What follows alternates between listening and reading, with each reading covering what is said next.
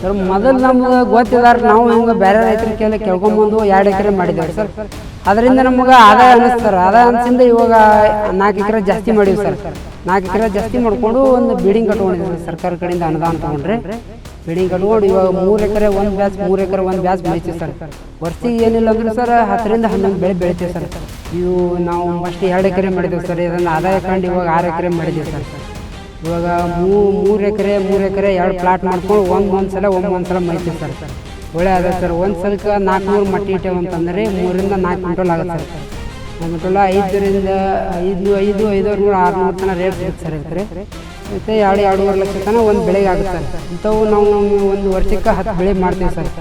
ಇದ್ರಾಗ ಒಳ್ಳೆ ನಾವು ಪ್ರಗತಿ ಕಂಡಿವಿ ಸರ್. ನಾವು ಪ್ರಗತಿಪರ ರೈತರು 2 ಸಲ ನಮ್ಗೆ ಅವಾರ್ಡ್ ಆಯ್ತು ರೀ ಬಿಜಾಪುರ ಡಿಸ್ಟಿಕ್ ಅಂದರೆ.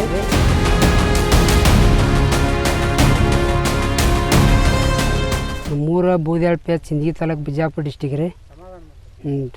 ನಾವು ಮತ್ತು ರೇಷ್ಮೆ ಕೃಷಿ ಮಾಡತ್ತ 10ರಿಂದ 15 ವರ್ಷ ಆಯ್ತು ಸರ್. ಇದ್ರಾಗ ಒಳ್ಳೆ ಆದಾಯ ಐತೆ ರೀ. ಮಾಡ್ಬೇಕು ಸರ್. ಒಳ್ಳೆ ಆದಾಯ ಐತಿ. ರೈತರು ಬೇರೆ ಕೃಷಿಯನ್ನು ಅವಲಂಬನೆ ಮಾಡ್ತಾರೆ. ರೇಷ್ಮೆ ಯಾರು ಮಾಡ್ತಿಲ್ಲ ಸರ್ ಜಾಸ್ತಿ. ಅದ್ರದ್ದು ಒಳ್ಳೆ ಆದಾಯ ಐತಿ. ಸ್ವಲ್ಪ ಕಷ್ಟಪಡ್ಬೇಕು ಸರ್ ಅಷ್ಟೇ ರೀ. ಇದು ನಾವು ಫಸ್ಟ್ 2 ಎಕರೆ ಮಾಡಿದ್ದೇವೆ ಸರ್. ಇದನ್ನು ಆದಾಯ ಕಂಡು ಇವಾಗ 6 ಎಕರೆ ಮಾಡಿದ್ದೀವಿ ಸರ್. ಇವಾಗ 3 ಎಕರೆ 2 ಪ್ಲಾಟ್ ಮಾಡ್ಕೊಂಡು ಒಂದೊಂದು ಸಲ ಮೈತೀವಿ ಸರ್. ಒಳ್ಳೆ ಅದ ಸರ್. ಒಂದು ಸಲಕ್ಕೆ 400 ಮಟ್ಟಿ ಇಟ್ಟೇವೆ ಅಂತಂದರೆ 3 ರಿಂದ 4 ಕ್ವಿಂಟಲ್ ಆಗುತ್ತೆ ಸರ್. 4 ಕ್ವಿಂಟಲ್ 500 600 ತನಕ ರೇಟ್ ಸಿಗುತ್ತೆ ಸರ್. ಇದಕ್ಕೆ ಮತ್ತು 2-2.5 ಲಕ್ಷ ತನಕ ಒಂದು ಬೆಳೆಗೆ ಆಗುತ್ತೆ ಸರ್. ಇಂಥವು ನಾವು ಒಂದು ವರ್ಷಕ್ಕೆ 10 ಬೆಳೆ ಮಾಡ್ತೀವಿ ಸರ್. ಇದ್ರಾಗ ಒಳ್ಳೆ ನಾವು ಪ್ರಗತಿ ಕಂಡೀವಿ ಸರ್. ನಾವು ಪ್ರಗತಿಪರ ರೈತರು 2 ಸಲ ನಮ್ಗೆ ಅವಾರ್ಡ್ ಆಯ್ತು ರೀ ಬಿಜಾಪುರ ಡಿಸ್ಟಿಕ್ಕಿಂದ್ರೆ. ಹೀಗಾಗಿ ಕೃಷಿಯಿಂದ ಒಳ್ಳೆಯ ಆದಾಯ ಕಂಡೀವಿ ಸರ್. ನಾವು ಗೌರ್ಮೆಂಟ್ ಜಾಬ್ ಮಾಡಿದ್ರು ಆವಾಗ ನಮ್ಮ ಕೃಷಿ ಮ್ಯಾಗ ಅವಲಂಬನೆ ಜಾಸ್ತಿ ಐತ್ರಿ.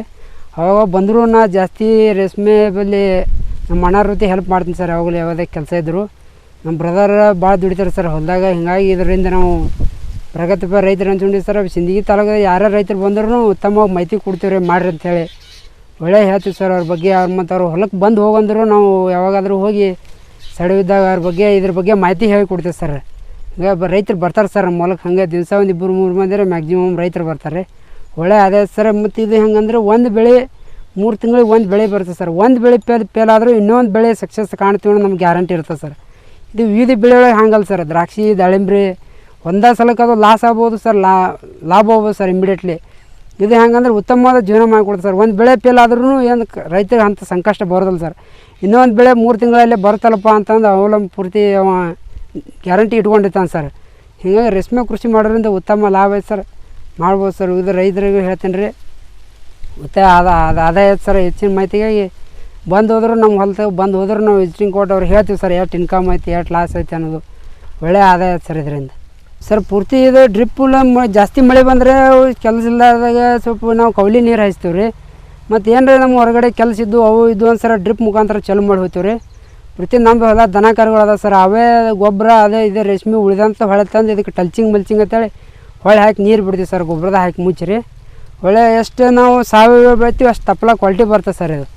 ಇದು ಆದಾಯ ಹೆಚ್ಚು ಬರುತ್ತೆ ಸರ್. ಇದು ಎಷ್ಟು ನಾವು ತಪ್ಪಲ ಕ್ವಾಲಿಟಿ ತಂಬರ್ತೀವಿ ಅಷ್ಟು ಹುಳ ನಮ್ಗೆ ಕ್ವಾಲಿಟಿ ಬರ್ತದೆ ಸರ್. ಇದರಿಂದ ನಮಗೆ ಆದಾಯ ಸರ್. ಹುಳ ಚೆನ್ನಾಗಿ ಬೆಳಿತಾವೆ ಸರ್. ತಪ್ಪಲ ಒಳ್ಳೆಯ ಬೆಳೆಸಿದ್ರೆ ನಾವು ಹುಳನೂ ಒಳ್ಳೆಯ ಇರ್ತಾವೆ ಸರ್. ಚಲೋ ಆಯ್ತು ಸರ್. ಸರ್ ಮೊದಲು ನಮ್ಗೆ ಗೊತ್ತಿದಾರ ನಾವು ಹಿಂಗೆ ಬೇರೆ ರೈತರ ಕೇಳ್ಕೊಂಬಂದು 2 ಎಕರೆ ಮಾಡಿದ್ದೇವೆ ಸರ್. ಅದರಿಂದ ನಮ್ಗೆ ಆದಾಯ ಅನ್ನಿಸ್ತಾರೆ. ಆದಾಯ ಅನಿಸಿಂದ ಇವಾಗ 4 ಎಕರೆ ಜಾಸ್ತಿ ಮಾಡೀವಿ ಸರ್. 4 ಎಕರೆ ಜಾಸ್ತಿ ಮಾಡಿಕೊಂಡು ಒಂದು ಬಿಲ್ಡಿಂಗ್ ಕಟ್ಕೊಂಡಿದ್ದೀವಿ ಸರ್. ಸರ್ಕಾರ ಕಡೆಯಿಂದ ಅನುದಾನ ತೊಗೊಂಡ್ರೆ ಬಿಲ್ಡಿಂಗ್ ಕಟ್ಕೊಂಡು ಇವಾಗ 3 ಎಕರೆ ಒಂದು ಬ್ಯಾಚ್ ಮೈತೀವಿ ಸರ್. ವರ್ಷಿಗೆ ಏನಿಲ್ಲ ಅಂದರೂ ಸರ್ 10ರಿಂದ 11 ಬೆಳೆ ಬೆಳಿತೀವಿ ಸರ್. ಹೀಗಾಗಿ ಒಳ್ಳೆ ಆದಾಯ ಸರ್ ಇದರಿಂದ. ಸರ್ಕಾರಕ್ಕೆ ಏನೇನು ಬೆನಿಫಿಟ್ಸ್ ಇದೆ ಸರ್ಕಾರದಿಂದ ನಿಮಗೆ ರೇಷ್ಮೆ ಬೆಳೆ? ಸರ್ಕಾರದಿಂದ ಸರ್ ಇವಾಗಲೇ ಸಾಕಷ್ಟು ಮಾಡಿದ್ದಾರೆ ಸರ್ ಸರ್ಕಾರದಿಂದ ರೀ. ಹಾಂ ರೀ ಹೊಸದಾಗಿ ಮಾಡಿದವ್ರಿ ಸರ್. ಒಂದು ಸಡ್ ಕಟ್ಟಿದ್ರೆ ಹಿಂಗೆ 25 ಹಿಂಗೆ 50 ಕಟ್ಟಿದ್ರೆ ಇವಾಗ ಸರ್ 3 ಲಕ್ಷ ಸಬ್ಸಿಡಿ ಐತ್ರಿ. ಅವಾಗ ನಾವು ಕೊಡಿದಾಗ 70,000 ಇತ್ತು ಸರ್. ಈಗ 3 ಲಕ್ಷ ಐತ್ರಿ. ಈಗ ಕಟ್ಕೊಂಡು ಅದನ್ನು ಲೇಬರ್ ಚಾರ್ಜು ಜಾಸ್ತಿ ಐತ್ರಿ. ಕಟ್ಕೊಂಡು ಮಾಡ್ಬೋದು ಸರ್. ರೈತರಿಗೆ ಏನು ರೀ ಸರ್ ಮಾಡಿದ್ರೆ ರಗಡ್ ಲಾಭ ಐತ್ರಿ ರೇಷ್ಮೆ ಕೃಷಿ ಒಳಗೆ. ಶ್ರಮಪಟ್ಟು ದುಡಿಬೇಕು ಸರ್. ಡ್ರಿಪ್ಪಿಂದ ಐತೆ ಸರ್. ಡ್ರಿಪ್ಪಿಂದ ಪೂರ್ತಿ ಸಬ್ಸಿಡಿ ಕೊಡ್ತಾರೆ ಸರ್ ಮಾಡಿದ್ರೆ. ಫಸ್ಟ್ ನಾವು ದುಡ್ಡು ಹಾಕಿ ಮಾಡ್ಬೇಕು ಸರ್. ಆಮೇಲೆ ಸಬ್ಸಿಡಿ ಕೊಡ್ತಾರೆ ನಮ್ಗೆ ರೀ. ಮತ್ತು ಇನ್ನಿತರ ಸಲಕರಣೆಗಳೂ ಸಬ್ಸಿಡಿ ಭಾಳ ಇದೆ ಸರ್. ಇದಕ್ಕೆ ಚಂದ್ರಿಕೆ ಆಗಲಿ ರ್ಯಾಕ್ ಆಗಲಿ ಒಳಗೆ ರ್ಯಾಕ್ ಮಾಡಿದ್ರೆ ಸರ್ 80,000ರಿಂದ 1 ಲಕ್ಷ ರೂಪಾಯಿ ಕೊಡ್ತಾರೆ ಸರ್. ಎಲ್ಲನೂ ಸರ್ಕಾರ ಕಡೆಯಿಂದ ಅನುದಾನ ಐತೆ ಸರ್. ಇದಕ್ಕೆ ರೇಷ್ಮೆ ಕೃಷಿ ಬಗ್ಗೆ ರೀ. ಅದಕ್ಕೆ ಔಷಧ ಅಂತ ಫ್ರೀ ಕೊಡ್ತಾರೆ ಸರ್. ಸಿಂದಗಿ ತಾಲೂಕಲ್ಲಿ ಆಫೀಸ್ ಐತ್ರಿ. ಇದಕ್ಕೆ ಡೆಮಾನ್ಸ್ಟ್ರೇಟರ್ ವಾರಕ್ಕೊಮ್ಮೆ ವಿಸಿಟಿಂಗ್ ಕೊಟ್ಟು ಹೋಗ್ತಾರೆ ಸರ್. ಇದ್ರ ಬಗ್ಗೆ ಸಲಹೆಗಳನ್ನು ಹೇಳಿ ಹೋಗ್ತಾರೆ ಸರ್. ಅವರು ಇದ್ರ ರೇಷ್ಮೆ ಅಂತ ಸ್ಪೆಷಲಿ ಡೆಮಾನ್ಸ್ಟ್ರೇಟರ್ ಅದಾರೆ ಸರ್. ಅವರು ಎಲ್ಲಿ ತಾಲೂಕಲ್ಲಿ 2-3 ಮಂದಿ ಅದಾರೆ ಸರ್. ಅವ್ರು ಬಂದು ನಮ್ಮ ಹೊಲಕ್ಕೆ ಬಂದು ನಮ್ಮ ಬೆಳೆ ಹಿಂಗೆ ಬೆಳೀರಿ ಹಿಂಗೆ ಅಂತೇಳಿ ಅವರು ಹೇಳಿ ಹೋಗ್ತಾರೆ ಸರ್. ಅಂದ್ರೆ ಇಲಾಖೆಯಿಂದ ಸಾಕಷ್ಟು ಅನುಕೂಲ ಹಾಂ, ಇಲಾಖೆಯಿಂದ ಅನುಕೂಲ ಸರ್. ನಾವು ಮಾಡ್ಬೇಕು ಸರ್, ಆಮೇಲೆ ಅವ್ರು ದುಡ್ಡು ಕೊಡ್ತಾರೆ. ಇಲಾಖೆಯಿಂದ ಅನುಕೂಲ ಐತೆ ಸರ್. ಹ್ಞೂ ರೀ, ರೈತರಿಗೆ ಡೆಮಾನ್ಸ್ಟ್ರೇಟರ್ ವಾರ 1-2 ಸಲ ಬಂದು ಹೋಗ್ತಾರೆ ಸರ್. ಹುಳ ಮೈಸುವಾಗಂತ ಕಂಪಲ್ಸರಿ ವಾರಕ್ಕೊಂದು ಸಲ ಬಂದು ಇದು ಔಷಧ ಹೊಡ್ರಿ, ಸುಣ್ಣ ಹೊಡ್ರಿ, ಯಾವುದೇ ರೋಗ ಬರ್ತಿತ್ತು ಅಂದ್ರೆ ಮುಂಚಿತವಾಗಿ ಹೇಳ್ತಾರೆ ಸರ್. ಇದಕ್ಕೆ ಸುಣ್ಣ ಹೊಡಿಬೇಕಂತ ಹೇಳ್ರಿ. ಇದು ಪೌಡ್ರ್ ಅದ ಸರ್, ಇವಾಗ ಸರ್ಕಾರದಿಂದ ಕೊಡ್ತಾರೆ. ಅದೇ ಪೌಡ್ರನ್ನು ಯೂಸ್ ಮಾಡ್ಬೋದು ಸರ್. ಈಗ ಜಾಸ್ತಿ ನಾವು ಹೋಗಿ ಜಾಸ್ತಿ ಔಷಧ ಏನು ಹೊರಗಡೆ ತರೋದು ಏನಿಲ್ಲ ಸರ್. ಇಲಾಖೆ ಒಳಗೆ ಕೊಡ್ತಾರೆ ಫ್ರೀಯಾಗಿ. ಅದ ಯೂಸ್ ಮಾಡ್ಕೊಂಡು ಅದೇ ಆದಾಯ ತೊಗೋಬೋದು ಸರ್. ನಾವು ಮಾರ್ಕೆಟಿಂಗ್ ಇಲ್ಲಿಂದ ನಾವು ಸರ್ ಜಾಸ್ತಿ ಹೋಗಿ ರಾಮನಗರ ರೀ. ರಾಮನಗರ ಇಲ್ಲಿಂದ VRL ಬಸ್ಸಿಗೆ ಹಾಕೊಂಡು ಹೋಗ್ತೀವಿ ಸರ್. ಅಲ್ಲಿಂದ ರಾಮನಗರ ಹೋಗಿ ಇಳಿತೀವಿ ರೀ. ಅಲ್ಲಿಂದ ಮಾರ್ಕೊಂಡು ಬರ್ತೀವಿ ಸರ್. ಒಳ್ಳೆ ಆದಾಯ ಸರ್ ಮಾರ್ಕೆಟು. ಇವಾಗ ಮೊದಲು ರೇಟ್ ಕಮ್ಮಿ ಇತ್ತು ರೀ, ಇವಾಗ ಜಾಸ್ತಿ ಆಗಿದ್ದರಿಂದ ರೇಷ್ಮೆನ ಹಚ್ಚಾತಾರೆ ಸರ್ ರೈತರು. ಈಗಾಗಲೇ ಟೆಕ್ನಾಲಜಿ ಮುಂದುವರೆದಿಂದ ರೇಷ್ಮೆಗೂ ಅವಲಂಬಿತ ಜಾಸ್ತಿ ಆಲತ್ತಾರೆ ಸರ್ ಜನನು. ಆದಾಯ ಸರ್ ಅವಲಂಬನೆ ಆದರೂ ಲಾಭ ಐತೆ ಸರ್ ರೇಷ್ಮೆದಿಂದ. ಹಾಂ ರೀ, ಹಾಂ, ಲೇಬರ್ ಕಮ್ಮಿ ಸರ್. ಮನೆಯಲ್ಲಿ 1-2 ಮಾಡೋರು ಇದ್ರೆ ಸರ್ ಏನು ಇದ್ರೆ ಬೇರೆ ಆಳು ಅನ್ನೋ ಅವಶ್ಯಕತೆ ಏನಿಲ್ಲ ಸರ್. ಮನೆಯವ್ರು ಮಾಡೋರಿದ್ರೆ 2 ಮ್ಯಾಗ ಮಾಡ್ಬೋದು. 6 ಎಕರೆ ಮೇಂಟೈನ್ ಮಾಡ್ಬೋದು ಸರ್ ರೇಷ್ಮೆ. ಹಾಂ ರೀ, ಮಾಡ್ಬೋದು ಸರ್. ಲಾಸ್ಟಿಗೆ ಏನದ ಒಂದು ಸಮಸ್ಯೆ ಇದ್ರೆ 1-2 ಆಳು ತೊಗೋಬೋದು ಸರ್ ಎಮರ್ಜೆನ್ಸಿ. ರೇಷ್ಮೆ ಕೃಷಿ ಮಾಡಿದ್ದೀವಿ. 2002-2003ರಲ್ಲಿ ನಾವು ಪ್ಲಾಂಟೇಶನ್ 2 ಎಕರೆ ಮಾಡಿದ್ದೆವು. ಅದು ಈಗ ಅದರ ಉತ್ಪನ್ನ ನೋಡಿಕೊಂಡು ನಾವೀಗ 6 ಎಕರೆ ರೇಷ್ಮೆ ಮಾಡಿದ್ದೀವಿ. ಮತ್ತು 20-70 ಮನೆ, ಉದ್ದಿಗೆ 70, ಅಗಲಿಗೆ 20 ಫೂಟ್ ಏನಪ್ಪ ಅಂದ್ರೆ ನಾವು ರೇಷ್ಮೆ ಮನೆ ಕಟ್ಟಿದ್ದೀವಿ. ಅದರಲ್ಲಿ 2 ತಿಂಗಳಿಗೊಮ್ಮೆ 400 ಮಟ್ಟಿ ನಾವು ಹುಳ ತರಿಸ್ತೀವಿ. ಚಾಕಿ ಹುಳನೇ ತರಿಸ್ತೀವಿ. ಚಾಕಿ ಹುಳ ಬಾಗೇವಾಡಿ ಚಾಕಿ ಹುಳ ಸೆಂಟ್ರದಿಂದ ನಾವು ತರಿಸ್ತೀವಿ.